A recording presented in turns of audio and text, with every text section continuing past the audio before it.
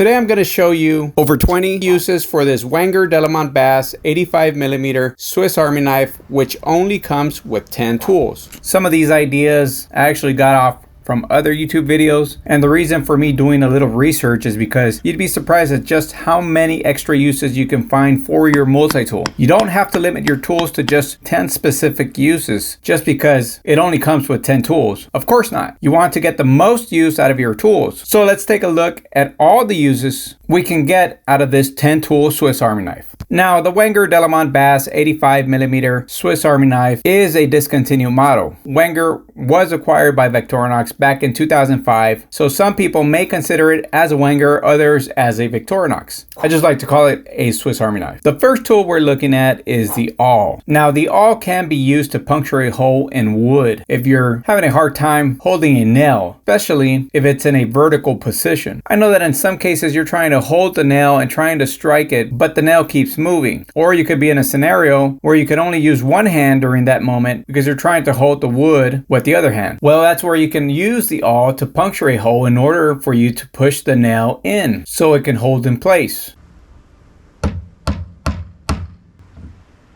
Also, you can use it to puncture a hole all the way through the timber if that is your intended purpose. You just have to do some twisting and turning and obviously putting some force into it, right? But it will puncture through.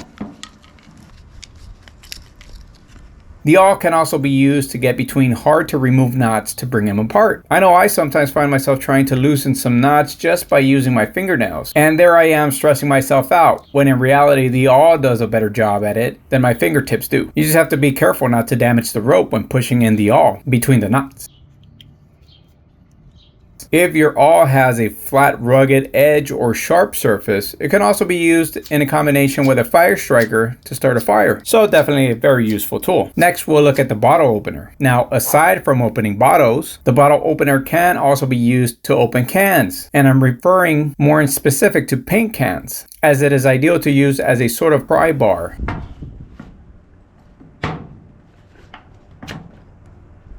It can also be used to lift hot objects if you're trying to keep your hands from burning, or if you're trying to avoid getting your hands dirty as well, thanks to the indentation of the bottle opener.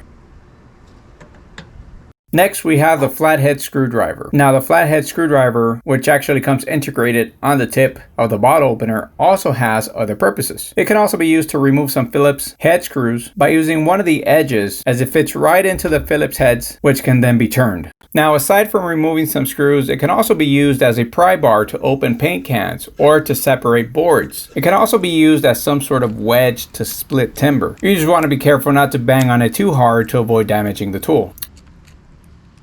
Next, we have the wire stripper. Aside from the wire stripper being used to strip wires that have already been cut, it can also be used to bend some thicker wires or even thin nails. It can also be used to remove some nails that fit the indentation of the tool. Now, the can opener can definitely come in handy to open cans when you're out camping, but thanks to its sharpness, it can also be used in combination with a fire striker to start a fire. You just want to make sure and sharpen it every once in a while so it can continue to be useful. And thanks to that sharp tip, another good use of it is to strip wires. Finally, thanks to its hook style design, it can also be used to lift objects that may not be safe to lift with your bare hand.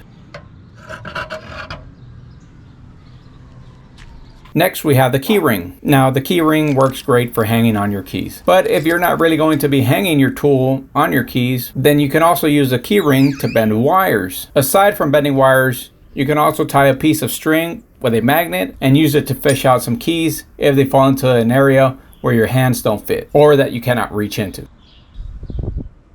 Now, the Phillips screwdriver works great as its intended purpose. I don't have additional uses for it. Let me know in the comment section if you have any additional uses for it. I would definitely want to know how else I can use it. Next, we have the small blade. Now, the small blade comes in handy for several things, like to strip wires and to cut open packages or boxes or even mail. But this can also be used to release some zip ties, as long as the tip of the knife is able to get inside deep enough to release the teeth on the zip tie. And if the blade is sharp enough, you can also use it with the fire starter to get a fire going. It is always a great idea though, just to make sure to keep your knife sharp. Next, we have the large blade. Similar to the small blade, this can also be used to start a fire by using the sharp end to strike the fire starter. It can also be used to cut up some branches, which can be put together to start the fire. And this can also be used to remove splinters if you get any while cutting and splitting the wood. This can also be used as a pry bar or a wedge, but given the thickness of the blade, I wouldn't recommend it too much unless it is really necessary, because you want to avoid bending or breaking the blade. Next, you have the fish scaler. Aside from its intended purpose, which is